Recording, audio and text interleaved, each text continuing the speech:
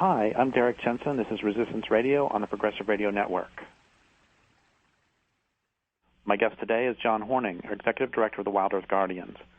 I absolutely love the mission statement for Wild Earth Guardians. Among other things, it says, "We believe in nature's right to exist and thrive.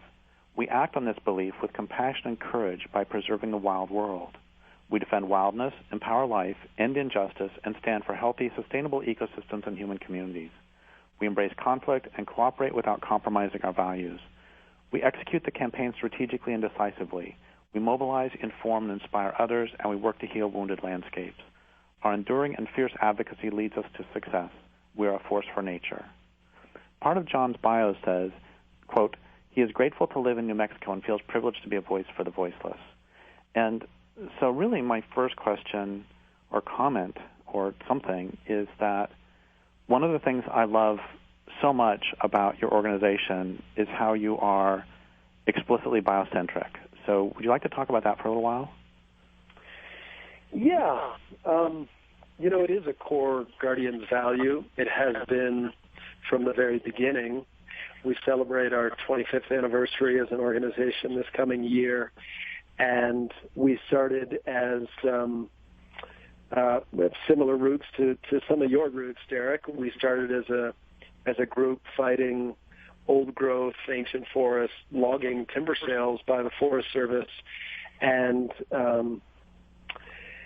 we've just always believed that species and places have an intrinsic right to exist. It's not about our needs or our benefits, though we're happy to benefit from the beauty of wild nature and the joy and grace of experiencing wild animals. But we don't believe that's why we do the work we do. We do the work because we believe wild nature has this intrinsic right to exist. The other thing that I would say is that Guardians believes that conflict is an essential part of any social change strategy. And it's also mentioned there in that mission statement that we are not afraid of conflict. And I think it's something that I find troubling in this day and age, that so many social change movements are reluctant to engage in conflict in all of its various forms.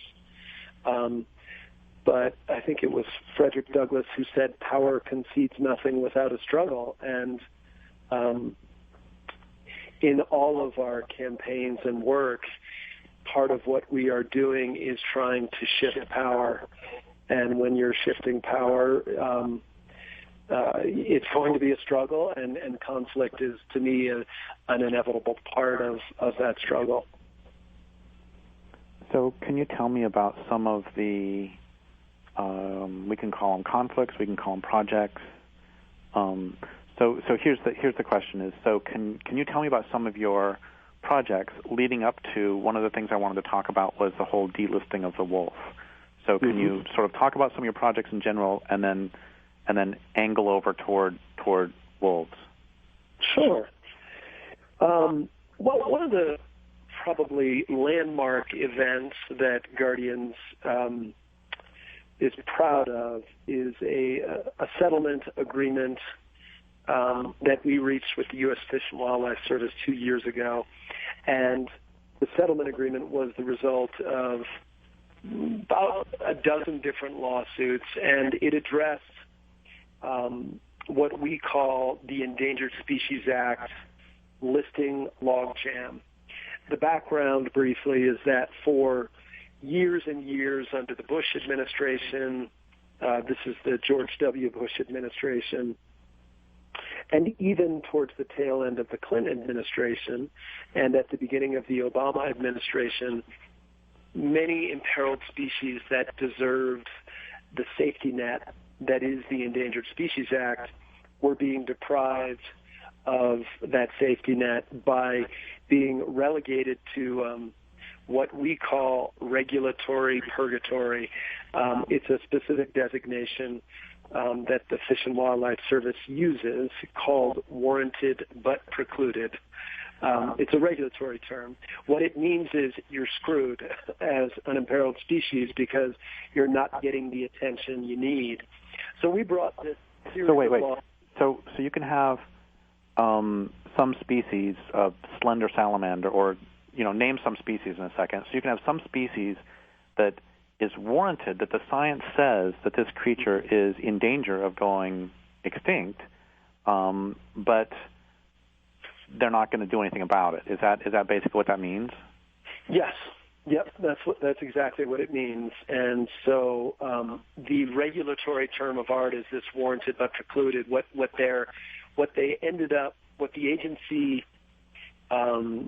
ended up doing is using that provision of the Endangered Species Act to relegate almost 300 species to this purgatory of non-protection, even though, as you noted, the science and the scientists had already determined that they were in critical danger of extinction and needed the Endangered Species Act. So we brought a series of lawsuits in different forums and venues all across the country that ultimately forced the Fish and Wildlife Service under the Obama administration just over 2 years ago to agree to end that Endangered Species Act listing backlog. And so ultimately, there will be over 1,000 different species that will get the attention that they deserve, and there will be about 300 different species that will ultimately be listed under the Endangered Species Act. Some of them, like the Jemez Mountain salamander, whose critical habitat was just designated today and who was listed just over a month ago, had been waiting for federal protection for 3 decades. And so it was a long-standing dysfunction on the part of the Department of Interior that basically was very widespread. These species are local, rare endemics like the Jemez Mountain salamander, and they're wide-ranging political hot potatoes like the greater sage grouse. So our listing agreement broke that backlog, and in the last 2 years since our settlement, about 110, slightly more than 110 species have been listed, and the most recent of which was this Jemez Mountain salamander, which exists in the Jemez Mountains just to the west of Santa Fe. So we're extremely proud of the fact that our legal efforts and our pushing and prodding against the agency in all of its forms, letters to the editor, editorials, a little bit of lobbying and a lot of grassroots pressure and a lot of legal pressure, resulted in this major shift in policy that has resulted in more species being listed, which, the act can't work unless species are listed. So it's the first step in what we hope is a long process towards recovery for a lot of these rare and critically endangered plants and animals. So something that's been in the news a lot lately, well, actually hasn't been in the news a lot lately, it's been in the activist news a lot lately, has to do with delisting of wolves and active wolf hunts. I believe there's an active wolf hunt going on right now in Michigan. Mm-hmm. So can you talk a little bit about well, actually before that, or maybe somehow included in this, is also the question of the wolves in New Mexico. But can you talk about wolves? Sure. Well, the landscape for wolf recovery is fairly bleak at the moment, unfortunately. And tonight, just coincidentally, there's a hearing that the Fish and Wildlife Service is hosting. And the Fish and Wildlife Service, of course, is the federal agency under the Department of Interior that is responsible for recovering imperiled species, from bats and butterflies to wolves and other native carnivores. The Mexican gray wolf is one of 3 different species that occur in states that is critically endangered. There are only 75 Mexican gray wolves that exist in the wilds of southwestern New Mexico and southeastern Arizona. It's a deeply flawed recovery program. The only reason that the Fish and Wildlife Service isn't abandoning the recovery effort here, as it is everywhere else, which I'll get to in a moment, is that they've failed so miserably over the last 15 years, and they've hamstrung the program through poor, just an absence of vision and leadership. And so, as I mentioned, there are only 75 wolves in an area that could support, say, 400 wolves. I want to add maybe just one other thing for now about this region and this species of wolves, because it's near and dear to my heart. Not many people know Aldo Leopold, but Aldo Leopold is an icon in the conservation movement for 2 separate reasons. Well, for many reasons, but they're kind of 2 pillars of the Leopold legacy.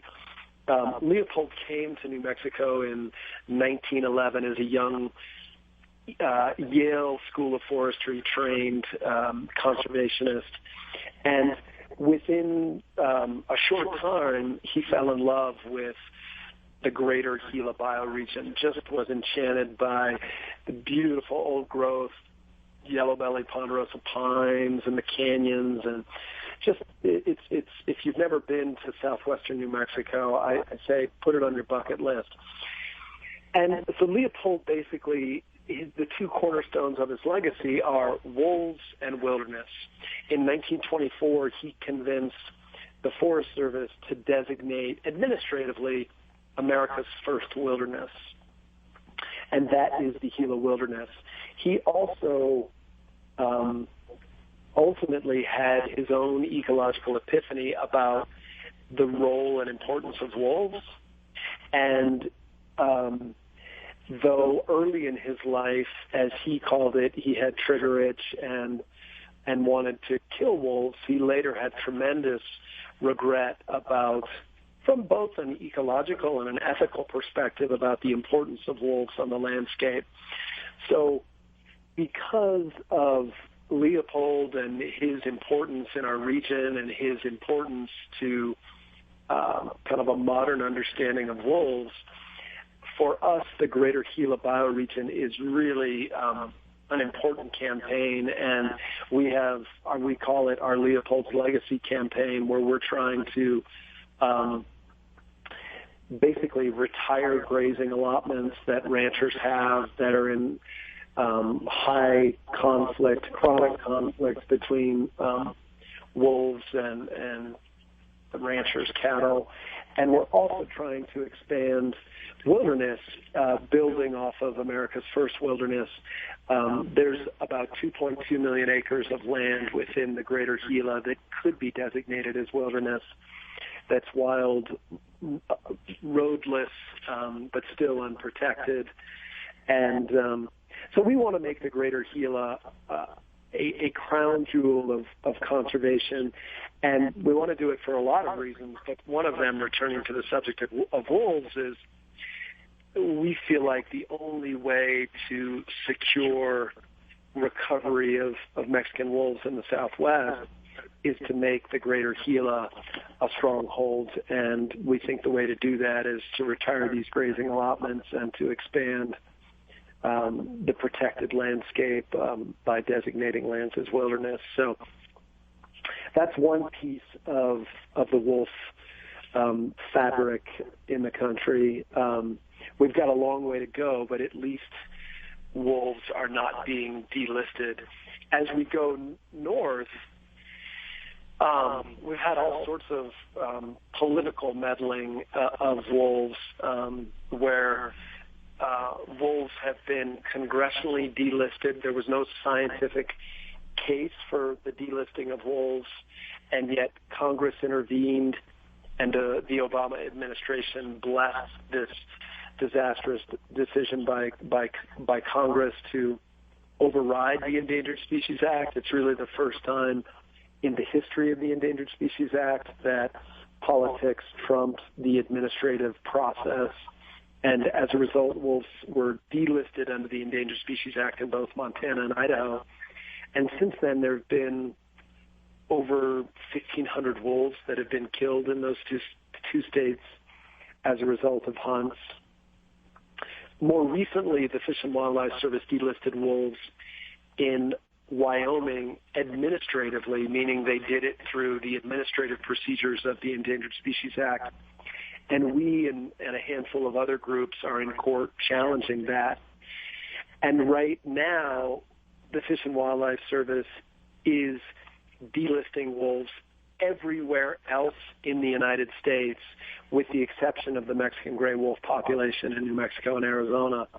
So if you've heard rumors about a war on wolves, I can promise you they are real. There is not only these atrocious hunts that are occurring in Idaho and Montana and Wyoming, and as you noted, in Michigan, in Minnesota, but at the same time that the states are kind of cutting loose the guns and the traps on wolves, the federal government is abandoning wolves and trying to delist them literally in every other state in the United States. And that means that wolves will very likely not exist in states like Colorado and Utah and in landscapes that need wolves. I'll say just one more thing, Derrick, which is one of the things that we broadly in the scientific community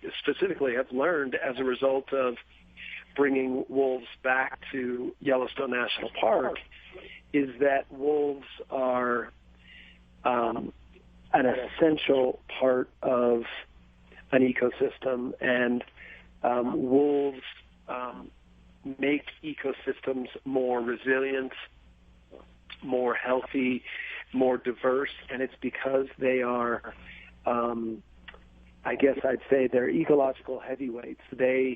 By being on the landscape, there is an ecology of fear that influences elk and deer and coyotes, and just to continue with this, there's a cascade of effects. So the elk graze for shorter periods of time, especially along stream corridors. That has meant in Yellowstone that the cottonwood and willows that grow along streams have come back. That has meant the return of beavers who've built dams, who've created better habitat for waterfowl and trout, and it's meant more songbirds in the riparian, the cottonwood and willow woodlands that have come back. And it's been, I think, just an amazing thing to see the rebirth of the landscape in the presence of wolves. And it's sad that at the same time we've seen that rebirth, we've had this renewal of violence and hatred towards these not only beautiful and charismatic animals, but as I said, these are ecologically, these are just incredibly important actors on the landscape. So we can talk about this if you want, or we can continue talking about important actors on the landscape. But I'm just reminded of there's a friend of mine is from India and is an environmental activist over there. And recently, the government has been putting forward some restrictions. Has been making some tiger preserves, and it's a very complicated issue because, as often happens with restrictions, the corporations still get to do what they want, while the smaller people are often bear some of the brunt of that. So my point is that there are actually riots and people getting killed, and over the hatred of the tigers. There are people insisting, if you like forests, then you must hate people. And there's this, we can talk about this if you want, there's this extraordinary hatred in this culture of predators. Mm-hmm. Is there anything you want to say about that, or do you want to go on to talk about prairie dogs? Well, I mean, I think I would like to dwell on this, and I'm curious to hear more of your thoughts too. I'm saddened by it. I'm not so much puzzled by it, because I think when you tap in an innate fear that is both rational and irrational, and you meld that to what I see in the United States, which is greater economic uncertainty in rural communities, there is a part of me that can empathize with people that feel insecurity. What I can't empathize with, and I find intolerable, is victimizing the voiceless. And that's what I think is happening, whether it's the scenario you described in India or the one that is going on as we speak in Montana or Idaho, where a very, very small number of people, largely from rural communities, are hunting and trapping wolves in cold blood. And the fear piece is irrational. I mean, there's the Little Red Riding Hood myth that is it's out there, and myths have their meaning and resonance. None of it is rational when it comes to wolves. So I guess I'm discouraged, saddened, frustrated, angered by it all. And my only hope is that through the darkness and through all this blood that is being spilled all across our countries in terms of the hunting and trapping of wolves, that somehow a stronger resistance movement will be born. It is being born. It is being manifest, and that it will create the political will ultimately, because it's our politicians in all the various in all their various forms that have allowed this to happen, and only we can change that. So difficult, dark days for wolves, sadly, but it's where we are at the moment in the history of trying to conserve these really, really beautiful, incredible animals. There was a article last spring, and I thought of it again. I wrote something about this at the time, and I just found what I wrote, and it was kind of, the whole thing was for me really emblematic of the propaganda against wolves in many ways. It was an AP story called "Washington State Simmers Over Gray Wolves" was the headline.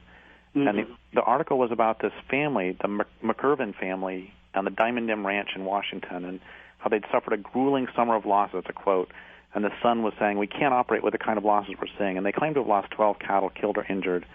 And then when you did, and it was really, oh my God, we're going to go out of business because we lost 12 cattle.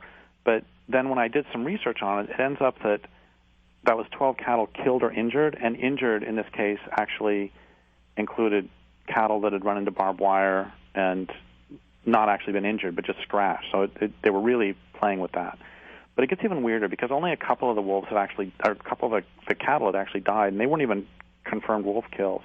But here's the point, which is that Washington State pays ranchers for cattle killed by wolves. In fact, they get compensated twice market value. Mm-hmm. And so they could actually have profited from this, but the family wasn't making economic decisions on this. They just hate wolves, and they kept saying, we have no interest in getting compensated for any of these cattle. And, honestly, if I was running a business and I got compensated twice market value for every, there's a lot of bears where I live. So if I got compensated twice market value for everything the bears do, mm-hmm. Like a friend of mine was parking at my mom's house the other day, and the bears were playing with his car and they broke his windshield wiper. And so, if he could just turn around and have the government pay him, I don't know how much a windshield wiper costs, but pay him $20 instead of 10, they could destroy my windshield wipers every day and I wouldn't care.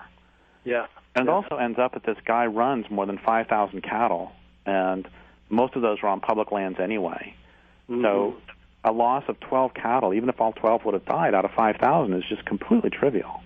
Yeah. But nobody talked about that. Instead, what they did is they called in snipers to kill the entire pack. Yeah. And we just hear that all the time. That's a far too typical story. Yeah.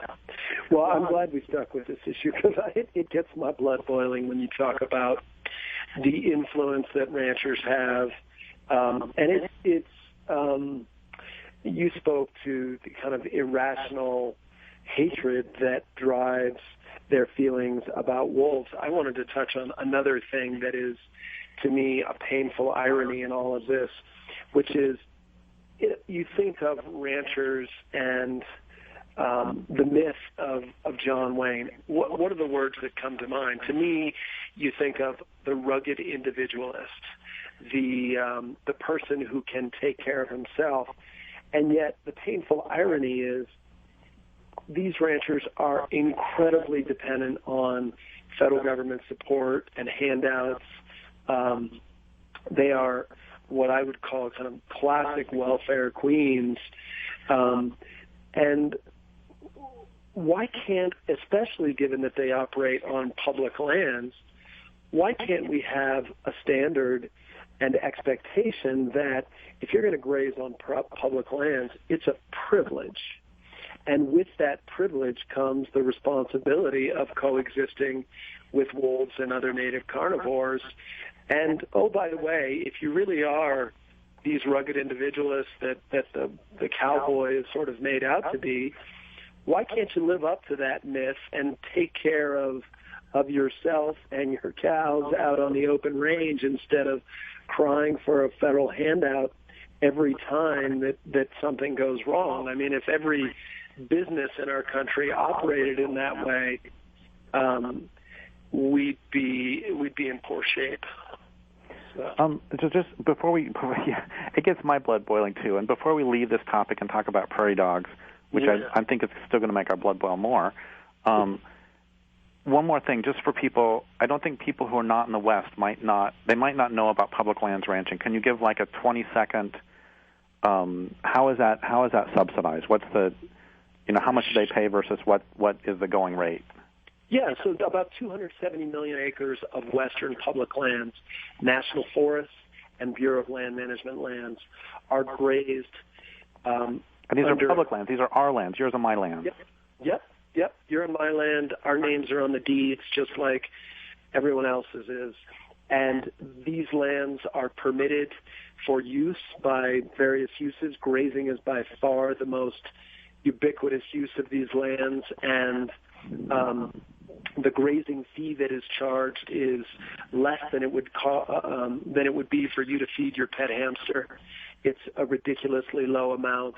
That, combined with very lax enforcement and oversight, has resulted in not just subsidies, but this entrenched attitude that these ranchers sort of de facto control these lands when they don't. There are lands. So that's the context in which many of these wolf conflicts occur, and other environmental conflicts in the West, that these are happening on our lands.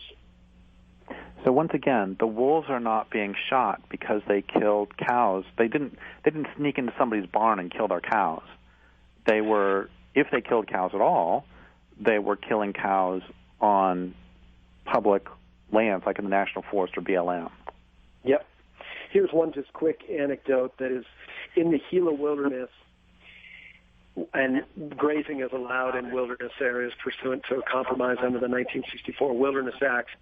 If a rancher was grazing cattle and cattle were calving on the open range year-round, and so can you imagine a mother cow dropping a calf, not in a pen, not in a barn, not at one time of the year, but on the open range, unpenned, unfenced?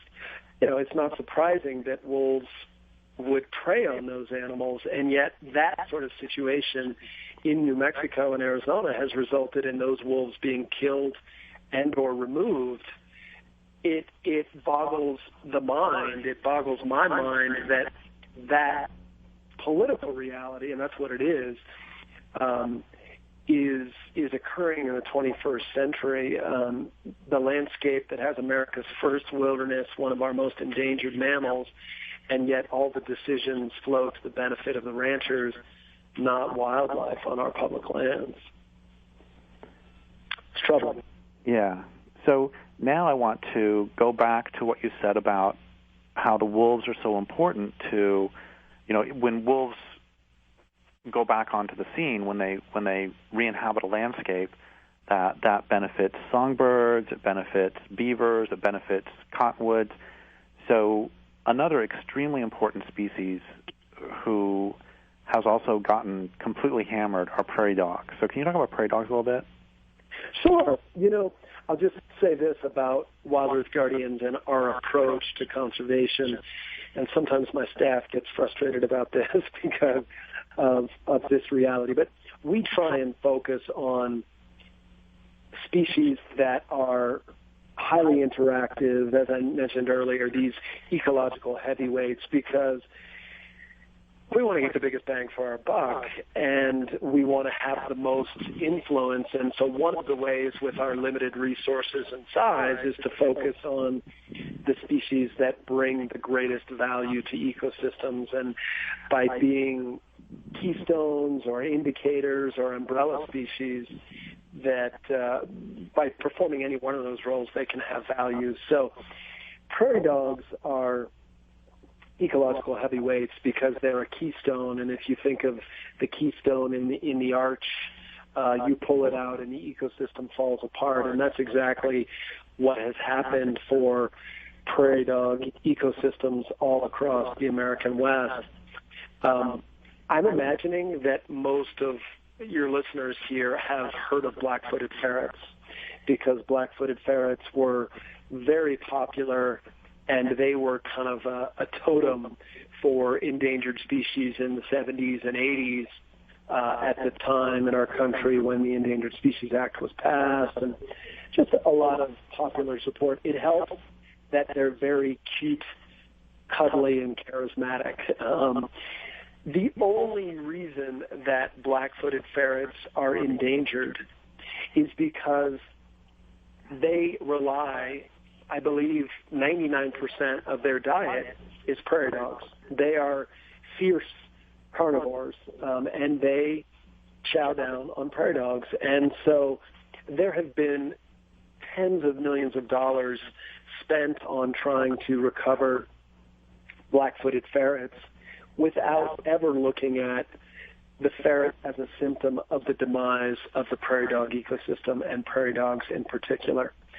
And I view that as one of the great tragedies of modern conservation, that because it's not just about black-footed ferrets. There are burrowing owls that are dependent on prairie dog burrows and the whole colony of prairie dog burrows that are created. Mountain plovers, ferruginous hawks, even kit foxes, and there are about 30 to 40 species that are directly associated and dependent upon prairie dog ecosystems, and upwards of 100 species that are, if not dependent, associated with and benefit from prairie dog burrows and the prairie dog ecosystem that the species create. So sadly, all 5 different species of prairie dogs are in trouble. One of them is listed, the Utah prairie dog. The other 4 species of prairie dogs, all of them are similar but slightly different. They're all in trouble. Wild Earth Guardians has petitioned to list all of these species under the Endangered Species Act. And unfortunately, the most recent federal action on prairie dogs was not a good one, because the U.S. Fish and Wildlife Service decided not to provide federal protection under the Act for the Gunnison's prairie dog. And the Gunnison's prairie dog is kind of the high mountain prairie dog that lives in the high mountains and valleys of New Mexico, Colorado, Utah, and Arizona, kind of circle surrounding the Four Corners region. So we, I think, today or maybe tomorrow are going to be filing a notice of intent to sue the U.S. Fish and Wildlife Service, challenging that decision. And I'll tell you, there's one simple reason that we're going to challenge this decision. The Fish and Wildlife Service has taken this cynical approach that though prairie dogs, in this case the Gunnisons, are gone from 95% of their historic range, that where they exist in those few isolated pockets, they seem to be relatively okay. And while we may disagree with that latter point, it's the former point that to me is an outrage, and it in a way relates very much back to the wolf issue, which is, you know, if a species exists in only 5% of where it once existed, it's on the path to extinction. And there's this impression that the Endangered Species Act is just about preventing extinction, when really it's about ensuring the recovery of species, and that means that they've got to exist on far more than 5% of the range that they once existed. And but it's where we are today in terms of the way in which the Fish and Wildlife Service is administering the Endangered Species Act. They're taking this least resistance path, and where there are these politically charged species, whether it's wolves or in this case prairie dogs, they are sadly not siding on behalf of the species. And I guess the silver lining to the dark cloud in this instance is that it keeps us in business, because it's what we do. We are holding the federal government accountable to our environmental laws and making sure that they deliver on the promise of those laws, in this case to ensure that species not only go extinct, but those that are in peril benefit from the power that resides in the Endangered Species Act. So prairie dogs are struggling in lots of different landscapes all across the West, and the effort to turn that around has to be a part of that has to be winning in the federal courts and deploying the safety net that the Endangered Species Act provides. A couple things. One of them is that, and thank you for saying all that. That's really great. And one of the things is that, you know, we're talking about the hatred of the wolves, and what you said makes sense about including the fear, but that actually doesn't apply to the prairie dogs, because the prairie dogs aren't really scary, but they are certainly hated. And I know that in Kansas still, I don't know if it's true in other states, I know in Kansas they actually have laws requiring that you kill prairie dogs if they're on your land. Yeah. And there are people who want to restore prairie in Kansas who have had the county supervisors or their employees come out at night and poison prairie dogs on private land. And it's the hatred of prairie dogs is nothing. I grew up in eastern Colorado, and so we actually had some land that we grew hay on when I was a kid, and there was about 30 acres, and 10 acres we just didn't cut at all. There was prairie dogs on it. So the point is, we had prairie dogs on some of quote our end quote land, and I mean, I've loved them since I was a kid. You know, I write a lot about salmon, but that's because I live in the Northwest, and I think if I lived in the plains areas, I would be just as much in love with prairie dogs. They're just such cute, amazing little creatures. Yeah. But there's this incredible hatred of them, too. Yeah. Well,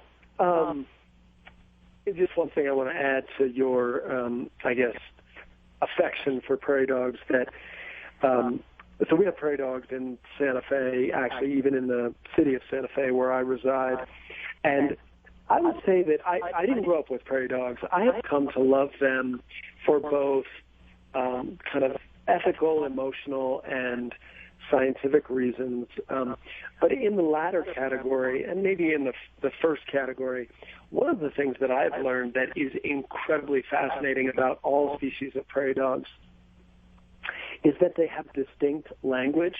Yep. And that language, they have wonderful dialects. And there's a scientist out of Flagstaff by the name of Kon Slobodchikov, who, that's a mouthful, who has been studying the language of prairie dogs for about a decade now.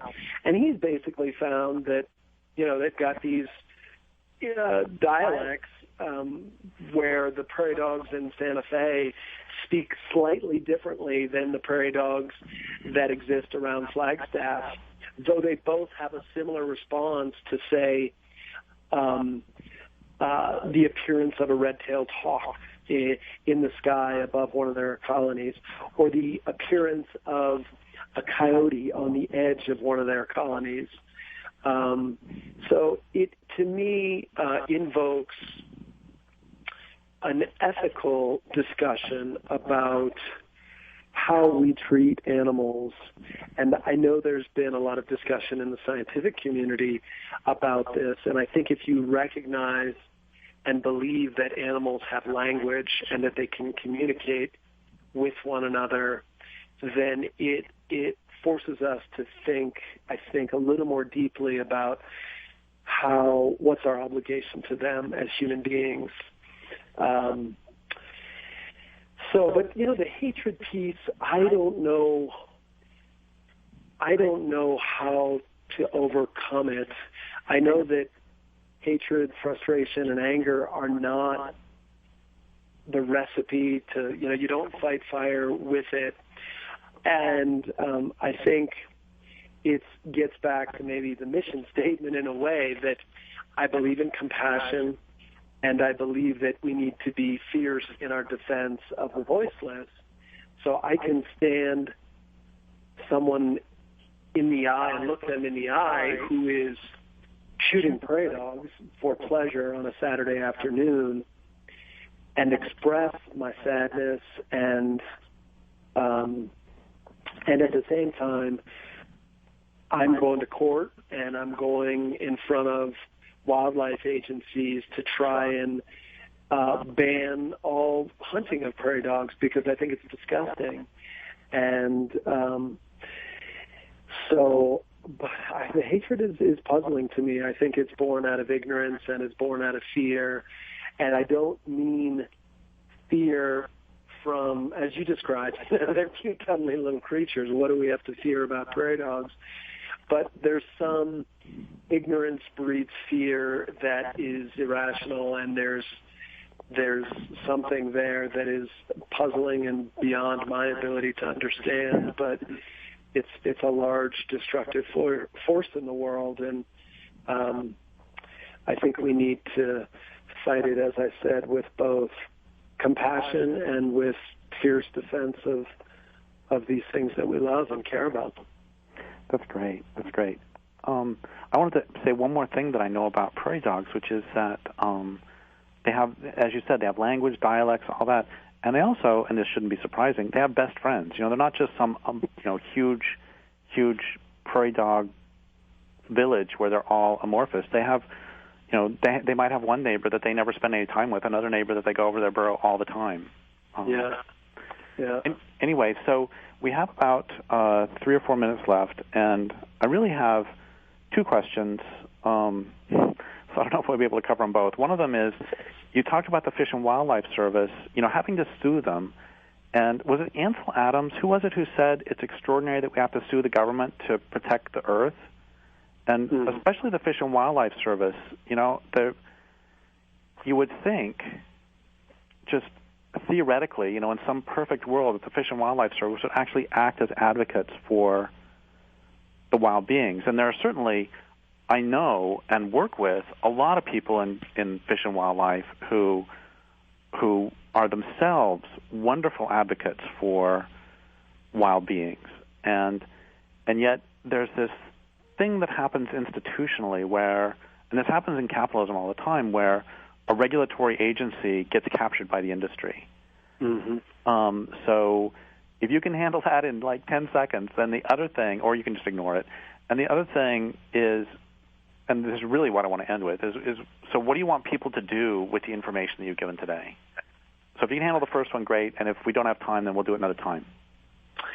Yeah, maybe that one's suited for a bigger conversation, though I think the question of becoming captive to those you regulate is a tragic dynamic that is a big issue. In terms of what people can do, I would say it was some other person who noted that democracy is a full contact sport. And I, more than anything, want people to get up, stand up, and participate in democracy. I'm going down to a hearing tonight about Mexican wolves, and it's because I want my voice heard, and I want other people to know that I stand with them in solidarity and that I stand with wolves. And it feels good to do it when you speak up, and so I want people to know that Guardians is doing it. If you want to join our tribe, great. But join any tribe of people that is active and engaged in trying to envision the kind of world that we want to have. It doesn't happen without energy and passion and compassion. So to get engaged, we'd love to have you be a part of the Guardians tribe if it feels right.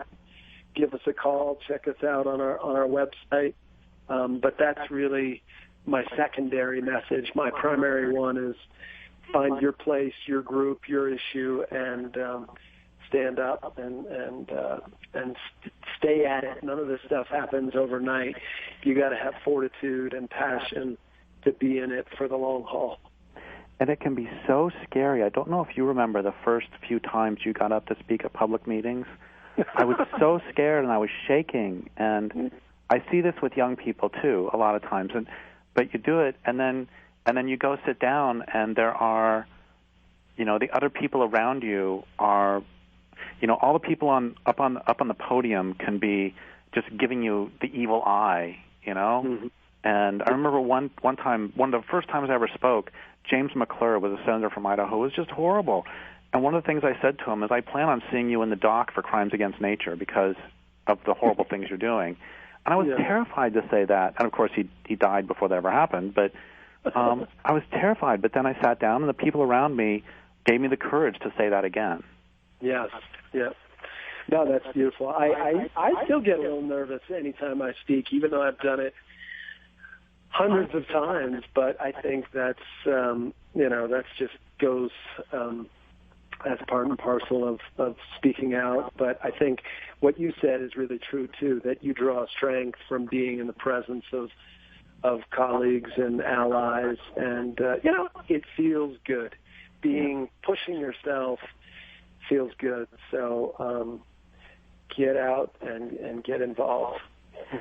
Well, thank you so much. And thank you for listening. And this is Derrick Jensen for Resistance Radio on the Progressive Radio Network. Thank you so much. Thank you, John Horning. Hey, thank you. Bye-bye.